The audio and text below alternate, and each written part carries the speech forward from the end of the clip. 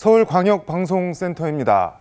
김문수한테 속았다, 사기당했다. 국민의힘 어제 그제 의원총회에서 이런 성토가 쏟아져 나왔다고 합니다. 김문수 국민의힘 대선 후보와 한덕수 전 대통령 권한대행의 단일화가 크게 삐걱거리고 있는 데 따른 성토입니다. 국민의힘은 오늘 오후에도 의원총회를 열었고 오늘 저녁 지금 이 시간 김문수, 한덕수 두 후보가 만나 담판을 짓고 있는데 해법을 찾을 수 있을지 정치권에 관심이 쏠리고 있습니다. 여의도 초대석 성일종 국민의힘 의원과 관련 얘기 해보겠습니다. 의원님 어서 오십시오. 네, 안녕하십니까. 김문수 후보가 국민의힘 후보로 확정이 됐는데 계속 한덕수 대망론 이런 게 나오는 거는 그냥 단도직입적으로 왜 이게 이런 얘기가 계속 나오는 건가요? 저희가 후보 선출하는 과정에 한덕수 후보는 상수였지요. 예, 국무총리 대행직을 네. 대통령 대행직을 하고 있었기 때문에 실질적으로 당으로 들어오기가 어려웠죠. 그 전부터 들어와 달라고 요청을 했었는데 네. 들어오기가 어려웠지요. 그러다가 보니까 네. 백같에 계실 수밖에 없었고 그 상수 중에서 네. 많은 후보들이 단일화 할 거냐 안 할 거냐 하니까 한동훈 후보는 세모까지 들고 나머지 분들 다 단일화 한다고 대국민 약속을 한 거잖아요. 네. 지금 되고 나니까 이제 이 약속이 안 지켜지고 있는 겁니다. 그러니까 지지자들로부터 또 네. 국민들로부터 비판의 지점에 와 있죠. 근데 김문수 후보는 당 후보로 선출된 후보를 흔들지 마라 뭐 이렇게 얘기를 하는데 그럼 그건 어떻게? 흔드는 사람이 아무도 없습니다. 누가 흔들었습니까? 흔드는 사람이 없습니다. 네. 약속한 거를 지키기만 하면 되는 거예요. 신속하게. 네. 이걸 안 지키면 누가 흔드는 사람이 아무도 없습니다. 그리고 네. 김문수 후보가 이길지 한덕수 후보가 이길지도 모릅니다. 그렇기 때문에 네. 그것만 하면 되는 거예요. 그리고 김문수 후보가 네. 한덕수 후보를 이기지 못하고 후보가 된다고 한다면 네. 당선 의미 가능성이 없다. 있다고 보십니까? 한덕수 후보 또한 마찬가지입니다. 김문수 후보를 해서 네. 이기는 사람이 경쟁력이 있겠지요. 이걸 국민들한테 물어보자는 거잖아요. 그런데 이거를 피하면 네. 이걸 늦추거나 그렇게 한다고 하면 어떻게 되겠습니까?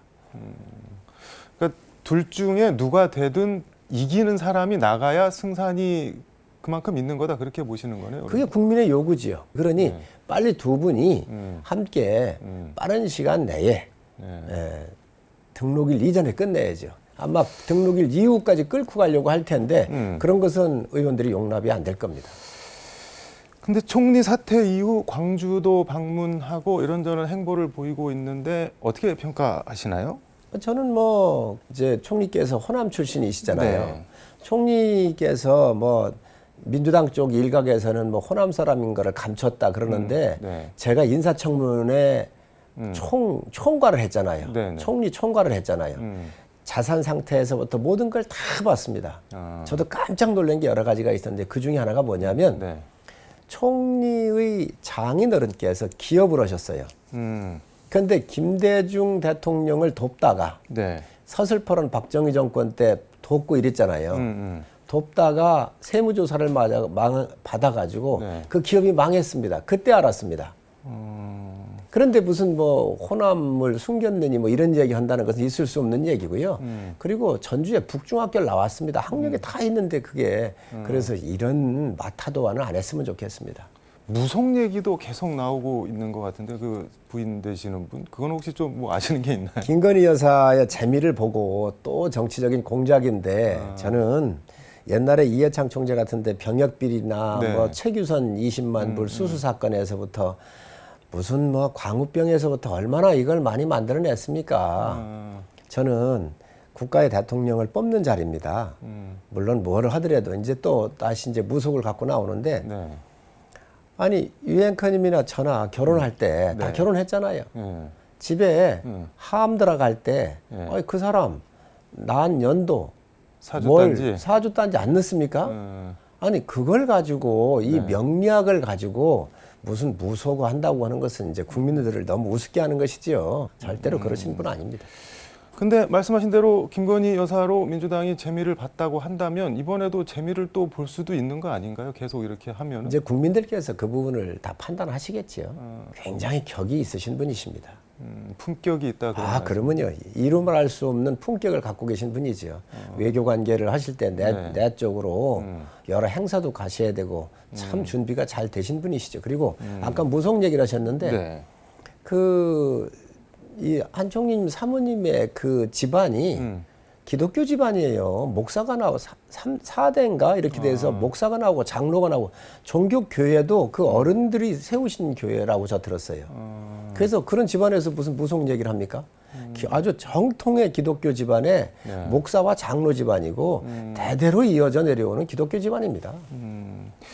근데 한덕수 총리 광주 가서 저도 호남 사람입니다. 이 발언과 그리고 광주 사태 5.18을 이렇게 얘기를 해서 비판이 좀 있는 것 같습니다. 이재명 후보 같은 경우는 페이스북에 아니 뭐 광주 정신 계승한다더니 광주 사태가 뭐냐 인지 부조하다 뭐 이렇게 얘기를 하던데 그거는 어떻게 이해를 해야 될까요? 그냥 단순 말실수인가요? 사실 이제 저희가 음. 대학에 들어갔었을 네. 때 이제 광주 민주화 운동이 일어났죠. 네. 그 당시부터 굉장히 긴 기간 동안 계속해서 광주 사태라고 세뇌를 했습니다. 다 아실 거예요. 그렇기 때문에 아마 옛날에 들으셨던 그러한 기억 때문에 사람의 뭐 기억이 회로로부터 나오는 거니까 아마 잠깐 말 실수는 하실 수 있다고 생각을 해요. 이재명 대표 페이스북에도 광주 사태라고 자기가 썼습니다. 이 대표가 그런 적이 그러면요, 있었나요? 지금 내리지 않고 있습니다. 아마 그러한 그 나이 드신 분들은 저희 세대만 하더라도 그 정말 조심하지 않으면 이 기억의 뇌로부터 나올 수 있는데 그 부분에 대해서는 분명히 말씀을 하셨습니다. 그걸 뭐 사태로 생각해서 사태로 얘기한 게 아니고 그냥 이렇게 학습된 게 그냥 무의식적으로 튀어나왔다 그런 말씀. 저는 뭐 그렇게 봅니다. 근데 품격이 있다고 말씀을 해주셨는데 가령 박지원 의원 같은 경우는 뭐 상당히 긴 세월 알고 지냈는데 뭐 기름 바른 장어 같다 뭐 이렇게 원색적으로 비판도 하고 그러던데 정치 영역이니까요. 그건 정치다, 그냥. 그렇지만 정치 영역이니까 뭐 또 그 박지원 의원님 같은 경우는 정치적으로 공격을 하시는 거잖아요. 비서실장 할 때 그 밑에서 수석을 하셨어요. 네. 근데 저희 한덕수 전 총리께서는 네. 박지원 의원에 대해서 굉장히 깍듯하십니다.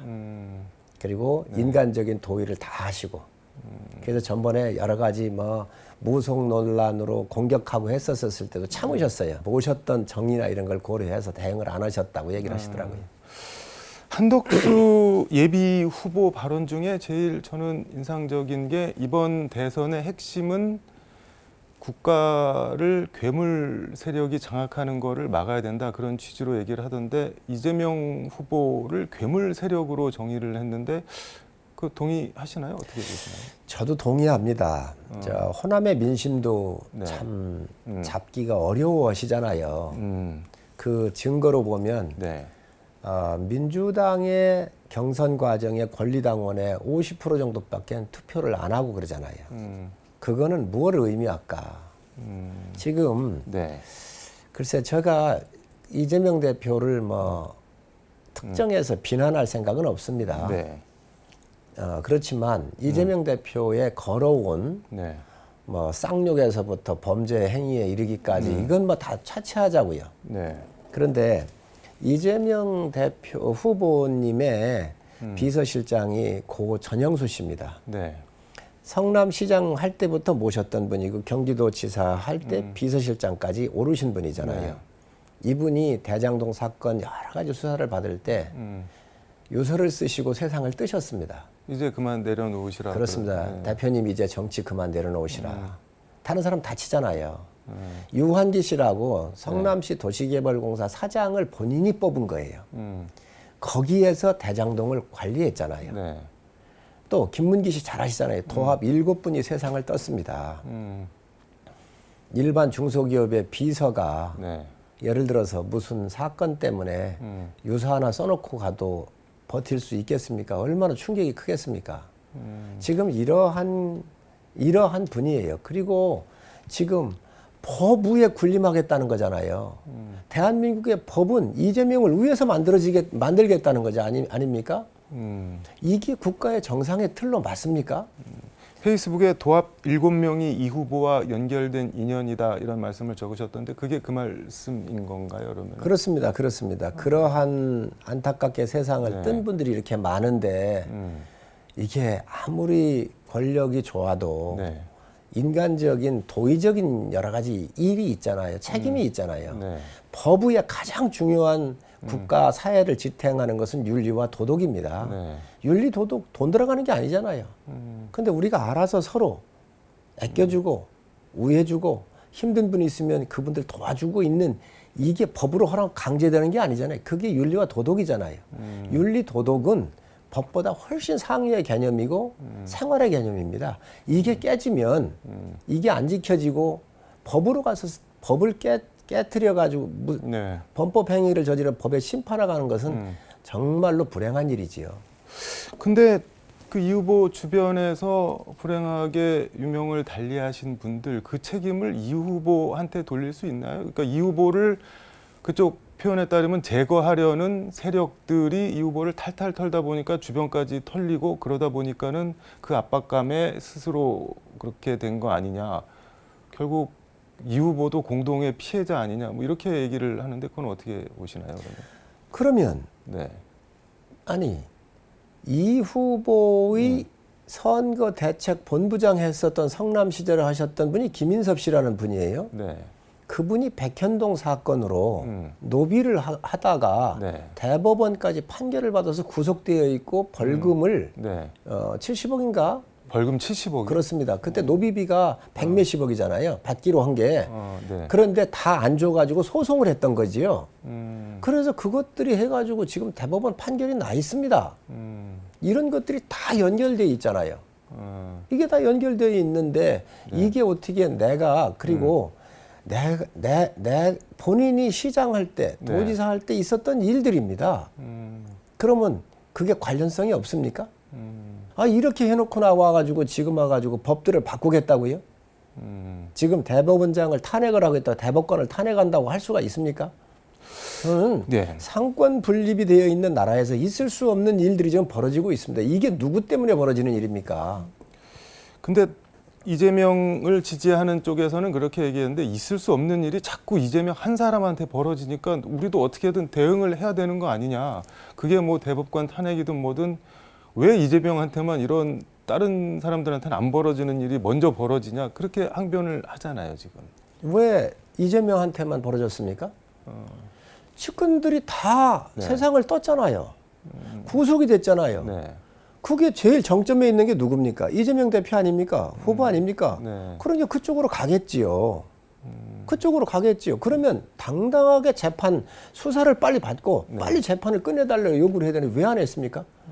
그리고 그 재판에 대해서 나한테 유리하면은 최고의 판사고 그 대법관이 네. 대법관들 중에서 2명이 반대하고 10명이 이 재판 잘못됐다 유죄, 그래서 네. 파기한 거잖아요. 네. 아니 그분들을 어떻게 할 수 있습니까? 지금 그분들을 탄핵하겠다고요? 근데 어제 이재명 후보 경청 투어라는 걸 지금 하고 있는데 국토종주 이제 충북 증평에서 조봉암도 사법살인당했고 DJ도 사형 선고 받았다. 3차 내란 시도다. 국민이 진압할 거다. 이런 얘기를 했는데 일단 본인 선거법 유죄 파기 환송에 대해서 3차 내란으로 규정을 해서 어떻게 보세요? 이게? DJ 대통령이 네. 박정희 대통령 때 받았던 탄압하고 네. 정치적 탄압이었잖아요. 부패로 연루된 게 아니잖아요. 그런데 지금 대장동, 백현동, 쌍욕을 비롯해가지고 네. 선거법과 관련되어 있는 것은 정치적으로 연결되어 있는 게 아니잖아요. 본인이 시장을 재직하실 때에 있었던 비리들이잖아요. 그걸 어떻게 DJ하고 이게 똑같은 반열에 올려놓을 수 있죠? 전 있을 수 없는 일이라고 생각을 해요. 죽산 조봉암 같은 경우는 이승만 정권 때 간첩죄, 국가보안법 뭐 이런 거로 엮어서 사형을 집행을 했는데 나중에 재심으로 무죄가 나긴 했지만 정치적 사건이 아니잖아요, 지금. 정치적 지금- 사법살인이라고 규정을 아니 하고 있는 것 그러면은 같은데. 지금 대장동이나 백현동이나 네. 그 대북 송금이나 선거법이 정치적 사건입니까? 정치적 사건입니까? 아닙니다. 지금 선거법도 그렇습니다. 국토부에 공문이 나와 있습니다. 네. 그렇잖아요. 공문이 나와 있어요. 네. 그리고 그 사건과 관련되어 있었던 김민섭 씨가 구속이 되어 있잖아요. 비교할 수 없는. 그렇습니다. 대법원의 판결이 난 거잖아요. 그런데 어떻게 이거를 정치적 사건이라고 얘기를 하죠? 저는 정치적 사건이 아닙니다. 이거는 본인이 재직할 때 있었던 부정비리에 대한 사건이에요. 그리고 이 문제를 저희 당이 제기한 것도 아니고 당시 민주당이 3년 전에 대선할 때에 네. 이낙연 후보 측에서 고발을 해서 수사한 사건들입니다. 개인 부정 부패 비리를 정치 사건으로 프레임해서 정치의 희생양으로 이렇게 본인을 위치 짓고 있다, 그렇게 보시는 거네요. 그러면. 지금 그렇게 가고 있는 것이지요. 근데 저는 이거는 김대중 대통령의 정치적 사건이나 조봉암 선생의 정치적 사건하고 완전히 틀리지요. 그러면요. 예를 들어서 네. 없는 것을 만들어 가지고 측근들이 관련이 안 돼 있거나 뭐 이런 상태에서 간첩죄로 했다든지 이렇다고 한다면 뭐 그건 모르겠습니다. 본인이 시장할 때 행위가 있었던 실체들이 다 있잖아요. 용도 변경하고 그렇지 않습니까? 네. 특정 사람들한테 사업권 주고 이런 것들에서 나온 문제들이고 선거법도 본인이 허위사실 유포에 대한 것에 받은 거 아니에요. 네. 국토부에 협박이 있었다고 얘기했던 거 아니에요. 그런 것들에 대한 것들인데 이게 왜 정치적 사건입니까? 시간이 다 돼서 이걸 좀 여쭤보겠습니다. 지금 오늘 저녁 6시부터 김문수, 한덕수 두 후보가 단독으로 만나서 단판을 짓고 있는데 여기서 해법이 나올까 하는 생각이 드는 게, 김문수 후보 측에서 계속 나오는 얘기가 시간은 어차피 우리 편이다. 그 말씀하신 대로 후보 등록 지나고 공식 선거운동 시작되면은 조직, 돈 없는 한덕수 못 버티고 뭐 제풀에 나가 떨어질 거다. 그러면 김문수로 저절로 단일화될 거다. 이렇게 나오면 어떻게 해야 되나요? 그러면? 이 부분은요. 김문수 후보가 대국민 약속을 한두 번 한 게 아니잖아요. 그리고 김문수 후보가 될지 한덕수 후보가 될지 모른다고 앞에서도 네. 말씀을 드렸는데 당당하게 걸어야지 꼼수 부리고 그러면 국민으로부터 심판을 받습니다. 후보가 된들 지는 게임에 왜 이렇게 목을 맵니까?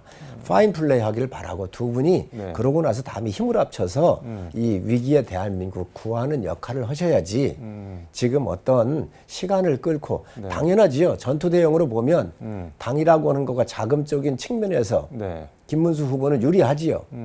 한덕수 후보는 무소속으로 나왔으니까 네. 이게 지금 전투 대응이 갖춰지지를 않잖아요. 그러니까 그 시간은 내 편이다 하고 계속 이렇게 하는데 네. 그러한 배려를 하지 않게 되면 국민들이 혹독한 심판을 내리십니다. 근데 혹시 김문수 후보 입장에서는 대선에서 설령 안 되더라도 대선 후보라는 거를 뭐 이렇게 발판 삼아서 당권을 잡고 정치를 좀 더 할 수도 있고 뭐 그렇게 생각을 할 수도 있지 않을까요? 그러면요. 뭐 얼마든지 정부에 참여해서 일할 수도 있고 기회가 많이 있을 거예요. 그런데 이제 꼭 대통령 후보가 돼가지고 해야 되겠다. 이 집착이 크다고 한다면 그건 사욕이죠. 지금 정치인의 가장 훌륭한 리더십은 나보다 누가 더 나은지를 찾아서 네. 그 사람을 세우는 겁니다. 또 다른 분들이 봤었을 때 내가 훨씬 낫다라고 인정해주면 그때는 또 본인이 하게 되는 거고 서로 정치에 있어서 가장 중요한 리더십이 나보다 이 시대에 맞고 또 이 국가적인 일에 있어서 누가 더 잘할 것인지 이걸 찾아내는 역할이 정치인들의 그 일 아닌가요? 때로는 비슷하면 국민들이 판단을 해서 거기에 표를 몰아주고 이런 과정이라고 생각을 하는데 저는 이런 원칙에 충실해 주시기를 부탁을 합니다. 사욕을 부려서 계속 고집하면은 뭐 이른바 유치만년 나쁜 이름만 남기게 될 거다. 뭐 그런 말씀으로 들리네요.